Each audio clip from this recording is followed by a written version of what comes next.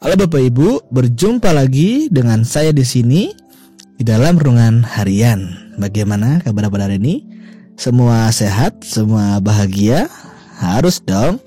Yang pastinya jangan lupa untuk selalu bersyukur. Baik, sebelum kita bersama-sama mendengarkan firman Tuhan, mari kita bersatu di dalam doa. Kita berdoa. Ya Tuhan, kami mengucap syukur untuk setiap kebaikan-Mu, untuk setiap kemurahan-Mu atas kehidupan kami, sehingga pada hari ini kami dapat merasakan nafas kehidupan yang boleh kami rasakan. Dan begitu pula Tuhan, setiap berkat yang terus tercurah atas kehidupan kami, kiranya Tuhan yang Kau selalu senantiasa ajarkan kami untuk terus bersyukur dan menjadi berkat bagi sesama kami. Tuhan, sebentar kami hendak bersama-sama merenungkan sabda-Mu. Kiranya sabda-Mu Tuhan tetap menjadi penguat di dalam kami menapaki hari demi hari. Bersabdalah Tuhan, karena kami siap untuk mendengarkan. Amin. Firman Tuhan pada hari ini yang saya bacakan dari Markus 16 ayat yang pertama hingga ke-8. Yang demikian firman Tuhan. Kebangkitan Yesus. Setelah lewat hari Sabat, Maria Magdalena dan Maria ibu Yakobus serta Salome membeli rempah-rempah untuk pergi ke kubur dan meminyaki Yesus. Dan pagi-pagi benar pada hari pertama minggu itu, setelah matahari terbit, pergilah mereka ke kubur. Mereka berkata seseorang kepada yang lain, "Siapa yang akan menggulingkan batu itu bagi kita dari pintu kubur?" Tetapi ketika mereka melihat dari dekat, tampaklah batu yang memang sangat besar itu sudah terguling. Lalu mereka masuk ke dalam kubur dan mereka melihat seorang muda yang memakai jubah putih duduk di sebelah kanan. Mereka pun sangat terkejut. Tetapi orang muda itu berkata kepada mereka, "Jangan takut, kamu mencari Yesus, orang Nazaret yang disalibkan itu. Ia telah bangkit, ia tidak ada di sini. Lihat, inilah tempat mereka membaringkan dia. Tetapi sekarang pergilah, katakanlah kepada murid-muridnya dan kepada Petrus, ia mendahului kamu ke Galilea. Di sana kamu akan melihat dia, seperti yang sudah dikatakannya kepada kamu." Lalu mereka keluar dan lari meninggalkan kubur itu, sebab gentar dan dahsyat menimpa mereka. Mereka tidak mengatakan apa-apa kepada siapapun juga karena takut. Demikian pembacaan firman Tuhan. Bagilah kita tidak hanya membaca, melainkan menerapkan, merefleksikan dan menjalaninya dalam kehidupan kita sehari-hari. Haleluya. Bapak Ibu yang terkasih dan saudaraku dalam Tuhan Yesus Kristus, kebangkitan Kristus adalah bukti bahwa Dialah pemenang. Kristus bangkit karena Ia adalah pemenang. Ia bukan sosok pecundang, Ia bukan sosok yang kalah, tetapi melainkan Ia adalah sosok pemenang. Kuasa dosa dan maut telah dipatahkan dan dihancurkan. Kebangkitan Yesus adalah dasar tegaknya iman setiap kita. Jika Yesus tidak dibangkitkan, maka sia-sialah harapan para murid, sia-sialah pengharapan kita sebagai orang-orang yang telah terpilih oleh Tuhan. Jika Kristus tidak bangkit, kuasa dosa dan maut masih menguasai hidup kita.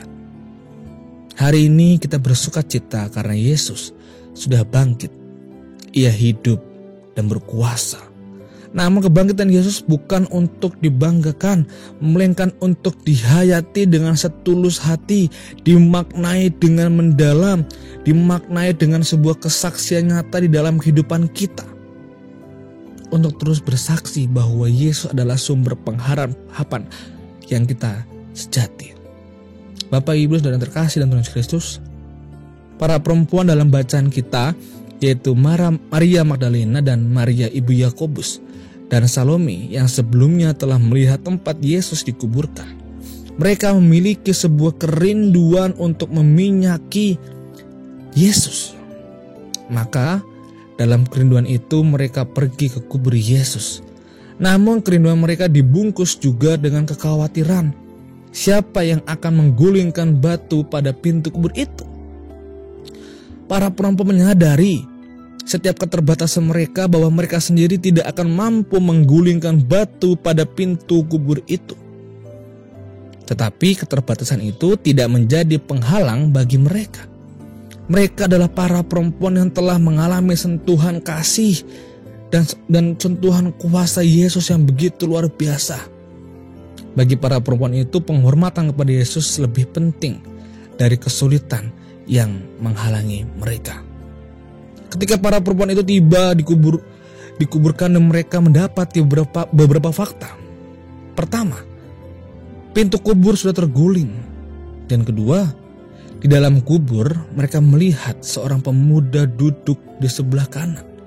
Dan yang ketiga, Yesus tidak ada pada tempat di mana ia dibaringkan.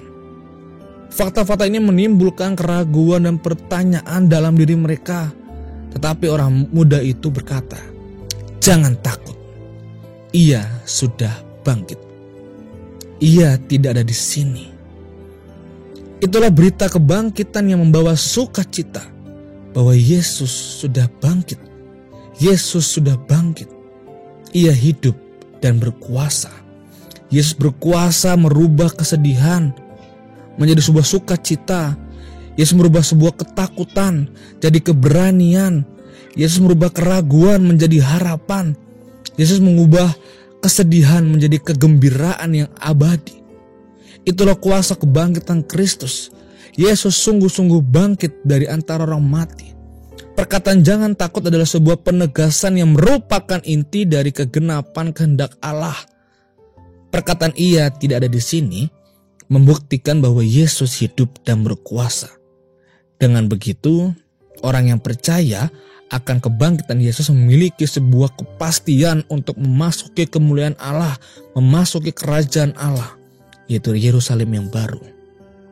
Para perempuan itu juga menerima perintah untuk pergi dan menyampaikan berita yang telah dilihat itu kepada para murid dan Petrus bahwa Yesus mendahului ke Galilea.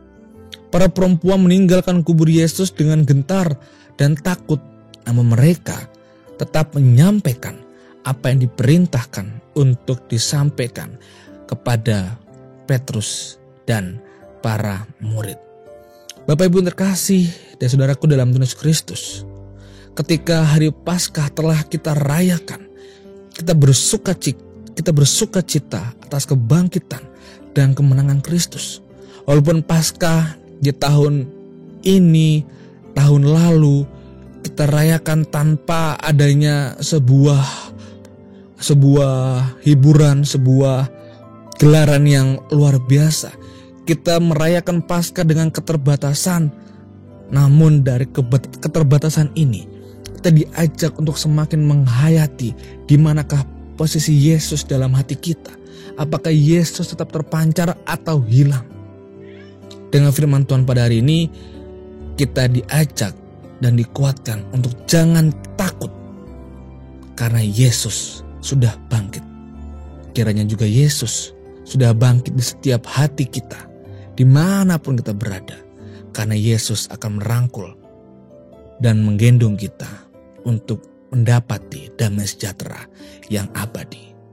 Jangan takut, karena Yesus sudah bangkit untuk hidup kita. Amin. Kita berdoa. Terima kasih Tuhan untuk kebangkitan-Mu yang nyata atas setiap hidup kami. Kiranya kami Tuhan dapat menghayati atas kebangkitan-Mu yang begitu luar biasa, atas pengorbanan-Mu bagi diri kami. Namun itu semua Tuhan adalah wujud cinta kasih-Mu yang nyata bagi setiap kami. Kiranya Tuhan kami juga dapat mewujud nyatakan cinta kasih-Mu di dalam kehidupan kami sehari-hari. Dan kiranya cinta-Mu ini yang kami terapkan di dalam kehidupan kami dapat membuahkan cinta yang abadi, cinta yang betul-betul tulus kepada sesama kami, sehingga kami pun sebagai sesama manusia tetap dapat saling mencintai dan mengasihi. Tuhan yang makasih pada hari ini Tuhan, kami kembali untuk mendoakan bagi orang-orang terkasih kami yang sedang sakit. Kiranya Tuhan merangkul mereka, Tuhan memberikan mukjizat bagi mereka, sehingga orang-orang terkasih kami dapat kembali sembuh, dapat merasakan bahwa Engkau begitu baik. Inilah doa dan permohonan kami serahkan di dalam nama Tuhan Yesus Kristus yang adalah sumber kehidupan kami, yang senantiasa memberikan kami damai sejahtera. Amin. Demikian renungan pada hari ini. Sampai berjumpa lagi dengan hari yang berikutnya. Dadah, Tuhan Yesus memberkati Bapak Ibu.